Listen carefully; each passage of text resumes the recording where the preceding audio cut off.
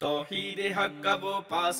شبہ اللہ کی عبادت کے لیے خلوت نشینی نہ صرف یہ کہ سنت ہے بلکہ قرآن اور حدیث میں اس کی ترغیب بھی دلائی گئی ہے۔ اس سے مراد صوفیاء کی چلہ کشی، ترک دنیا یقیناً نہیں۔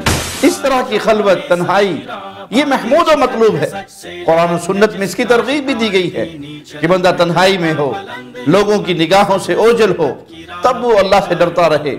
نفل نمازیں مساجد کی بجائے گھروں میں ادا کرنا زیادہ فضیلت والی ہے، تو بظاہر اس کی وجہ یہ بھی معلوم ہوتی ہے کہ مساجد کے مقابلے میں گھروں میں خلوت زیادہ ہوتی ہے۔ قادری صاحب یہ بتائیے، یہ بھوکے رہنا کون سا مجاہدہ ہے؟ کیا کبھی رسول اللہ صلی اللہ علیہ وسلم نے اپنے صحابہ کو یہ حکم دیا؟ السلام علیکم ورحمۃ اللہ وبرکاتہ۔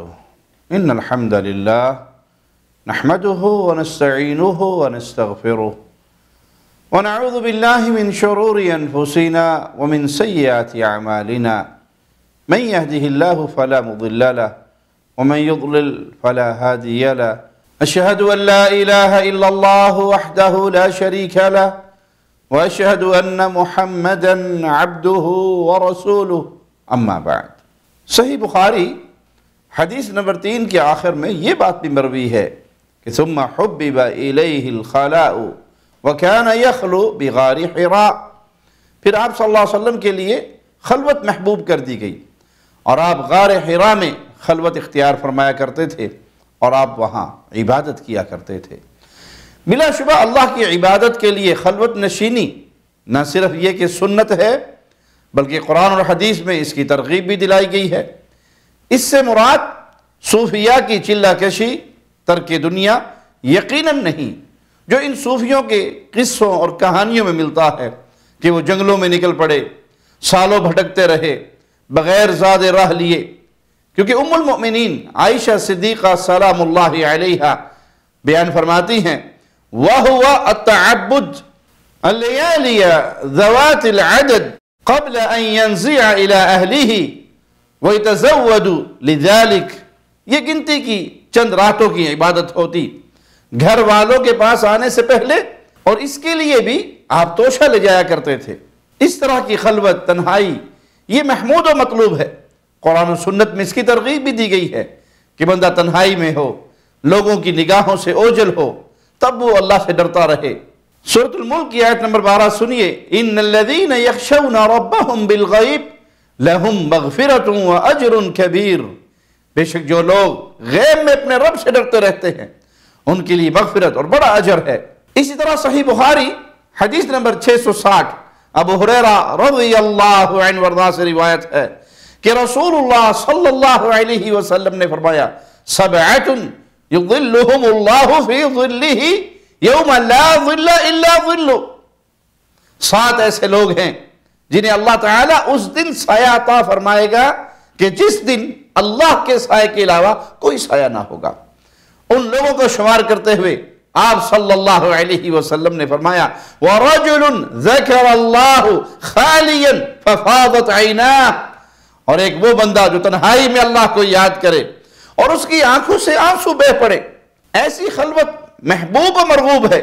اسی طرح صحیح بخاری کی حدیث نمبر 731 زید بن ثابت رضی اللہ عنہ سے روایت ہے کہ رسول اللہ صلی اللہ علیہ وسلم نے فرمایا فَصَلُّوا أَيُّهَا النَّاسِ فِي بُيُوتِكُمْ فَإِنَّ أَفْضَلَ الصَّلَاةِ صَلَاةُ الْمَرْءِ فِي بَيْتِهِ إِلَّا الْمَكْتُوبَةِ، پس اے لوگو اپنے گھروں میں نماز پڑھا کرو، یقیناً آدمی کی افضل ترین نماز اس کے گھر میں ادا کی ہوئی نماز ہے سوائے فرض نمازوں کے۔ نفل نمازیں مساجد کی بجائے گھروں میں ادا کرنا زیادہ فضیلت والی ہے، تو بظاہر اس کی وجہ یہ بھی معلوم ہوتی ہے کہ مساجد کے مقابلے میں گھروں میں خلوت زیادہ ہوتی ہے۔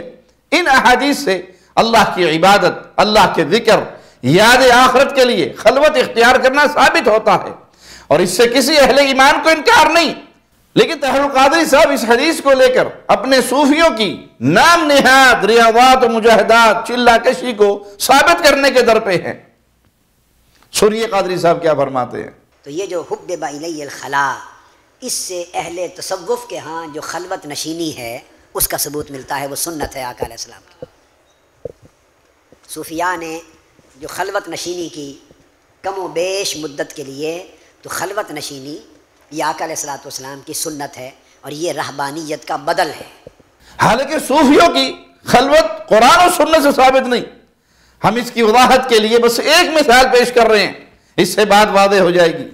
یہ دیکھیں شیخ الحدیث مولانا زکریا صاحب کی کتاب تاریخ مشائخ چشت، صفحہ اس کا 177 ہے۔ فرید الدین گنج شکر کے بارے میں لکھا ہے، آپ نے مجاہدہ کا ارادہ کیا، شیخ نے بھوکا رہنا بتلایا، آپ نے روزے شروع کر دیے۔ 3 دن کے بعد ایک شخص روٹیاں لے کر حاضر ہوا، آپ نے اس کو اشارہ غیبی سمجھ کر نوش فرما لیا۔ تو اس سے کثرت عبادت، جو ریاضت اور مجاہدات کرتے ہیں اولیاء اور صوفیاء، کثرت عبادت اور ریاضت، یہ بھی آقا علیہ الصلوۃ والسلام کی سنت ثابت ہوئی۔ قادری صاحب یہ بتائیے، یہ بھوکے رہنا کون سا مجاہدہ ہے؟ کیا کبھی رسول اللہ صلی اللہ علیہ وسلم نے اپنے صحابہ کو یہ حکم دیا؟ بلکہ نبی کریم صلی اللہ علیہ وسلم تو صوم وصال رکھا کرتے تھے، اور جب آپ کی دیکھا دیکھی لوگوں نے یہ روزہ رکھنا شروع کر دیا تو صحیح بخاری کی حدیث نمبر 1922 دیکھ لیجئے، عبداللہ بن عمر رضی اللہ عنہما بیان کرتے ہیں، فَنَهَاهُمْ، رسول اللہ صلی اللہ علیہ وسلم نے اپنے صحابہ کو اس سے منع کر دیا، روک دیا۔ اور صحیح بخاری حدیث نمبر 1963 ابو سعید الخدری رضی اللہ عنہ روایت کرتے ہیں کہ رسول اللہ صلی اللہ علیہ وسلم نے فرمایا، لا تواصلوا فأيكم إذا أراد أن يواصل فليواصل حتى السحر، صوم وصال یعنی بغیر کھائے پیے مسلسل 2 دن 3 دن تک کے روزے نہ رکھو، تم میں سے جو کوئی وصال کا ارادہ کرے تو سحری تک کا وصال کر لے، یعنی سحری جب ہو اس وقت ضرور کچھ نہ کچھ کھا پی لے۔ صحیح بخاری حدیث نمبر 1964 ام المؤمنین صدیقہ کائنات عائشہ سلام اللہ علیہا رضی اللہ تعالی عنہ روایت کرتی ہے، نہا رسول اللہ صلی اللہ علیہ وسلم عن الوصال رحمت لہم، اللہ کے نبی صلی اللہ علیہ وسلم نے امت پر رحمت فرماتے ہوئے صوم وصال سے منع فرمایا۔ ان تینوں صحابہ کی روایات میں ہے کہ اس موقع پہ عرض کی گئی، انکا تواصل، اے اللہ کے نبی صلی اللہ علیہ وسلم آپ تو وصال کرتے ہیں، تو آپ صلی اللہ علیہ وسلم نے فرمایا، انی لستو کہیئتکم انی یطعمنی ربی ویسقین، میں تمہاری طرح نہیں ہوں، میرا تو ایک خاص معاملہ ہے، مجھے میرا رب کھلاتا اور پلاتا ہے۔ یہ ہے نبی کریم صلی اللہ علیہ وسلم کی سنت و تربیت۔ اس کے برعکس فرید الدین صاحب، ان کے پیر انہیں تعلیم دے رہے ہیں کہ بھوکا رہو، مجاہدہ کا یہ طریقہ بتلائیے، کہاں سے ثابت ہے؟ آگے سنیے، زکریا صاحب فرید الدین چشتی کے بارے میں مزید لکھتے ہیں، کھانے کے بعد تھوڑی ہی دیر میں امتلا ہوا، وہ جو 3 دن کا بھوکا، پھر روٹیاں آئی انہوں نے کھا لی، وہ روٹیاں کھانے کے فوراً بعد پھر امتلا ہوا اور صدقے کے ذریعے نکل گیا۔ آپ نے یہ قصہ اپنے شیخ کو سنایا، انہوں نے کہا 3 دن کے بعد تو کھایا، پھر بھی شرابی کے گھر کا کھانا کھایا، حق تعالیٰ کا شکر ہے کہ وہ کھانا پیٹ میں نہ رہا، اب 3 دن اور مزید بھوکے رہو، اور جو غیب سے آوے اس کو کھاؤ۔ قادری صاحب دیکھ لیں یہ صوفیوں کے نام نہاد مجاہدے کہ ان کے پیر نے 3 دن کے بھوکے کو آئندہ مزید 3 دن بھوکے رہنے کا حکم دے دیا۔ احادیث ہم آپ کے سامنے رکھ چکے، محمد کریم صلی اللہ علیہ وسلم پر نازل ہونے والے دین اسلام میں یہ طریقہ ممنوع ہے، آپ نے منع فرمایا، اس کی حرمت اور کراہت پر یہ منع دلالت کرتا ہے، لیکن صوفیوں کے دین میں یہ مطلوب و محمود و مرغوب ہے۔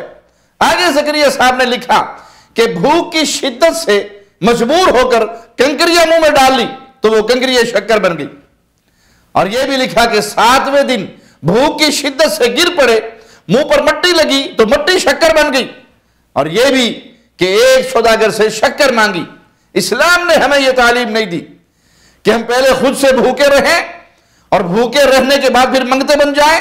زکریا صاحب نے ان کے مجاہدات کے بارے میں لکھا، صفحہ 178 پر کہا جاتا ہے کہ آپ نے کنویں کا مجاہدہ بھی کیا، جب کوئی کبوتر کوا وغیرہ اس کے من پہ آتا یا آپ کے پاؤں پر بیٹھ کر ٹھونگے مارتا تو آپ یہ شعر پڑھتے، کاغا سی تن کھائیو اور چن چن کھائیو ماس، 2 نینا مت کھائیو کہ پیا ملن کی آس۔ یہ کون سی شریعت ہے کہ باہوش و حواس کوے جیسے فاسق خبیث کو چھوڑے رکھے کہ وہ ٹھونگے مارتا رہے اور آپ کو نوچتا رہے.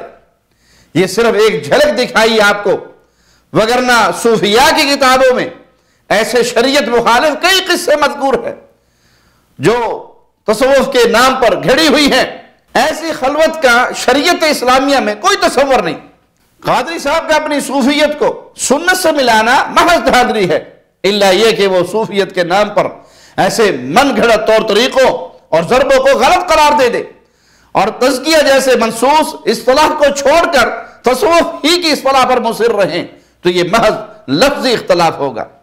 لیکن اگر وہ صوفیت کی تمام رسم و رواجوں کو صحیح سمجھے تو یہ سنت قطعا نہیں، البتہ یہود و نصارہ کی رہبانیت کا چربہ ضرور ہے. اگر طاہر القادری یا ان کے چہنے والے یہ فرمائیں کہ جناب زکریا صاحب تو دیوبندی بزرگ ہے، ہمارا تعلق تو اعلیٰ حضرت احمد رضا خان سے ہے اور ہمارے اعلیٰ حضرت کے فتووں کے مطابق تو دیوبندی وہابی وہ سب اسلام سے خارج ہیں، ان کا حوالہ ہمیں کیوں دے رہے ہو؟ تو عرض ہے کہ یہی باتیں بابا فرید کے احوال میں بریلویوں کے ہاں بھی مشہور ہے.